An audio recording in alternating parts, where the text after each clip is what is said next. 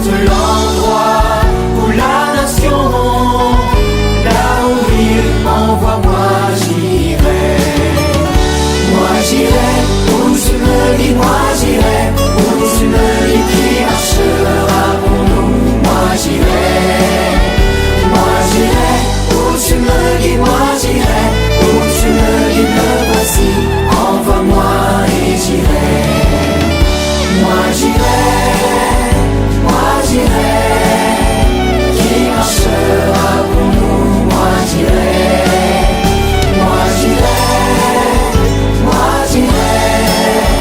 me voici, envoie-moi et j'irai. Moi j'irai, moi j'irai.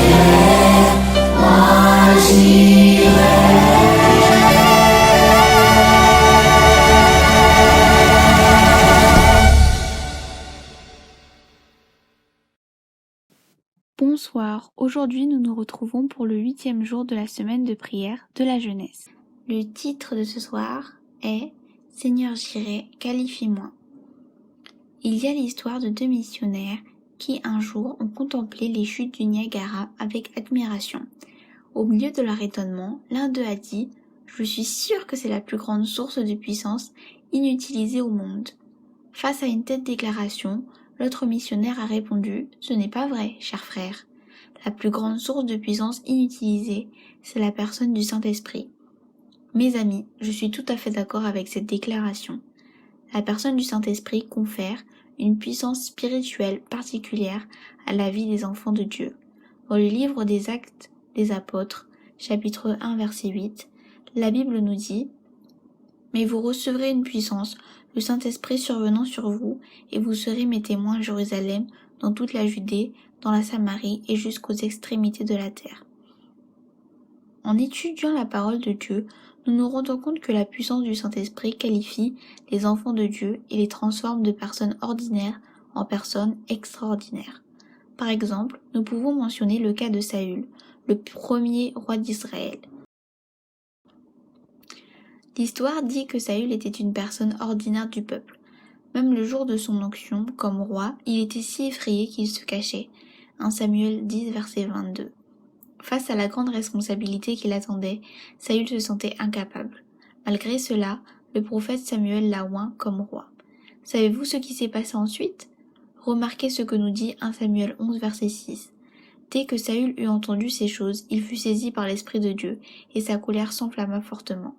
Le roi Saül a été rempli de la puissance du Saint-Esprit, et est passé de la peur au courage. Lorsque la puissance du Saint-Esprit est venue sur lui, il était prêt à relever les défis qui l'attendaient. Laissez-moi vous donner un autre exemple. Vous souvenez-vous de ce jeune homme nommé Samson?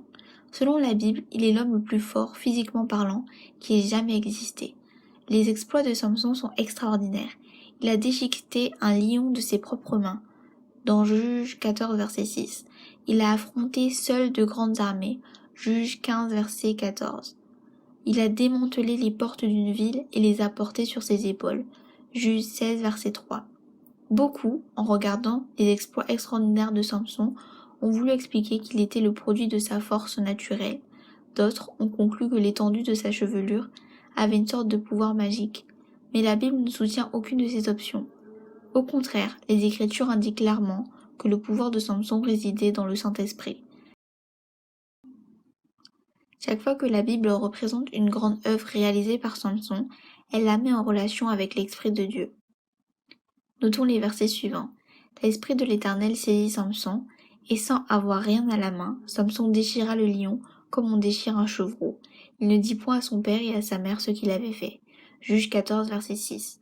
Lorsqu'il arriva à l'Échi, les Philistins poussèrent des cris à sa rencontre. Alors l'Esprit de l'Éternel le saisit. Les cordes qu'il avait au bras devinrent comme du lin brûlé par le feu, et ses liens tombèrent de ses mains. Juge 15, verset 14. L'avez-vous remarqué? Ce n'est pas la puissance physique de Samson qui lui a permis d'accomplir de grands exploits. Il a été en mesure de faire toutes ces choses parce que la puissance de l'Esprit de Dieu est venue sur lui. De même, nous pouvons mentionner l'apôtre Pierre. Lorsque notre Seigneur Jésus l'a appelé, Pierre était un pécheur. Luc 5, versets 1 à 11. Pendant 3 ans et demi, Pierre a marché avec le Seigneur. Mais juste à la fin, lorsque Jésus a été arrêté et emmené devant les tribunaux juifs pour être condamné, Pierre, au lieu de se placer courageusement du côté du Maître, l'a renié 3 fois. Jean 18, versets 25 à 27. Pourquoi Pierre a-t-il renié le Seigneur? C'est simple, par peur. Il avait peur de la puissance des prêtres et des dirigeants juifs. Il n'était pas disposé à défendre la cause au moment où le besoin s'en faisait le plus sentir. Cependant, Pierre se repent, et Jésus lui pardonne et le restaure. Jean 21, versets 15 à 17. Nous pouvons alors voir un Pierre qui s'est courageusement levé pour prêcher sans le moindre signe de crainte. Acte 2, versets 14 à 40. Nous le voyons également faire face à des prêtres et des dirigeants juifs. Acte 4, versets 5 à 8. Même lorsqu'il était menacé de mort, il a courageusement dit « Il faut obéir à Dieu plutôt qu'aux hommes ». Acte 5, verset 29. Celui qui, un jour, a renié Jésus par crainte de la mort, se lève maintenant sans aucune crainte. Comment ce changement extraordinaire a-t-il été possible? Pierre était rempli de la puissance du Saint-Esprit. Le jour de la Pentecôte, Pierre et les autres apôtres ont reçu le Saint-Esprit et ont été habilités pour remplir la mission. Acte 2, verset 4. Ainsi, l'apôtre Pierre a pu se lever sans crainte et proclamer le message de la croix. Mes amis, l'Esprit Saint donne du pouvoir aux enfants de Dieu. Qui pourrait dire que les disciples du Christ, pour la plupart ordinaires, toucheraient des gens du monde entier? Quelqu'un l'a dit. Pendant l'ère apostolique, les triomphes de la croix se sont poursuivis. L'opposition s'est dissipée, les temples païens se sont vidés et les convertis multipliés par milliers. Sans argent, les chrétiens ont surmonté la confédération de richesses qui les entourait. Sans éducation adéquate, ils ont confondu les rabbins les plus experts. Sans pouvoir politique ou social, ils se sont révélés plus forts que les Sanhédrins. Sans sacerdoce, ils ont défié les prêtres et leurs temples. Et sans soldats, ils étaient plus puissants que les légions de Rome. Ainsi, ils sont venus planter la croix sur l'aigle romain. C'est vrai, mes amis, quand le Saint-Esprit donne du pouvoir aux gens et surtout à l'Église, de grandes choses se produisent. Si nous ne voyons pas de grandes œuvres aujourd'hui, c'est parce que la personne de l'Esprit de Dieu a été laissée en dehors de l'équation. Savez-vous qui fera les plus grandes œuvres pour le Seigneur? Laissez-moi vous faire part de cette citation puissante tirée du livre Jésus-Christ, page 233. C'est celui qui a le plus d'amour pour le Christ qui fera le plus de bien. Il n'y a pas de limite à l'utilité de celui qui, en mettant le moi de côté, fait place à son cœur à l'opération de cet esprit et consacre toute sa vie à Dieu. Lorsque l'Esprit de Dieu s'emparera de chaque partie de notre vie, nous travaillerons avec la même puissance que les apôtres du Christ. C'est pourquoi notre plus grand besoin aujourd'hui est de demander que la puissance du Saint-Esprit vienne sur chaque membre de notre Église, sur chaque jeune, enfant et adulte. Lorsque le Saint-Esprit remplira nos vies, nous verrons les merveilles de Dieu. L'histoire raconte qu'Evan Robert, un homme de 26 ans, priait depuis 13 ans pour que sa vie soit pleinement contrôlée par le Saint-Esprit. Il a supplié Dieu de lui donner un cœur entier, un cœur totalement dédié au royaume de Dieu. Evan priait souvent tard dans la nuit et intercédait pour les jeunes et les adultes de son église. Il priait pour que Dieu visite la ville du pays de Galles, avec la puissance du réveil. Le réveil gallois a commencé lors d'une réunion de jeunes à l'église d'Evan Robert. Evan a encouragé ses amis à rechercher le Saint-Esprit pour remplir leur propre vie.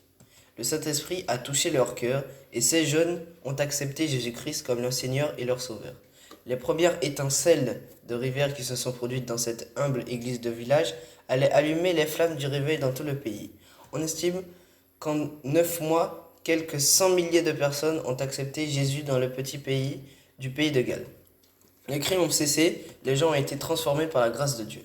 Ce grand réveil spirituel a commencé avec un jeune homme humble qui a demandé que la puissance du Saint-Esprit remplisse sa vie.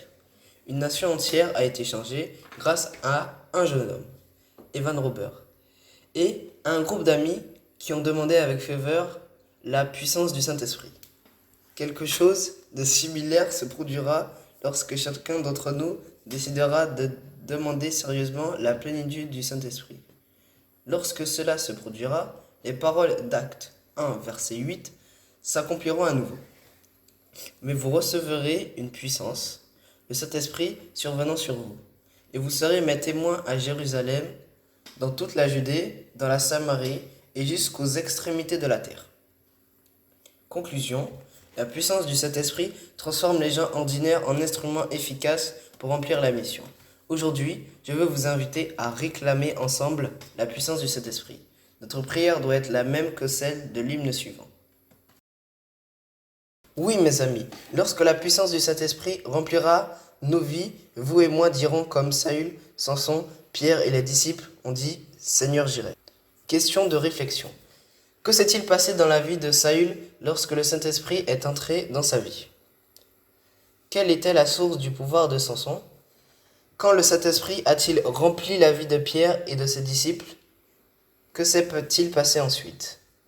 Quelle devrait être notre prière?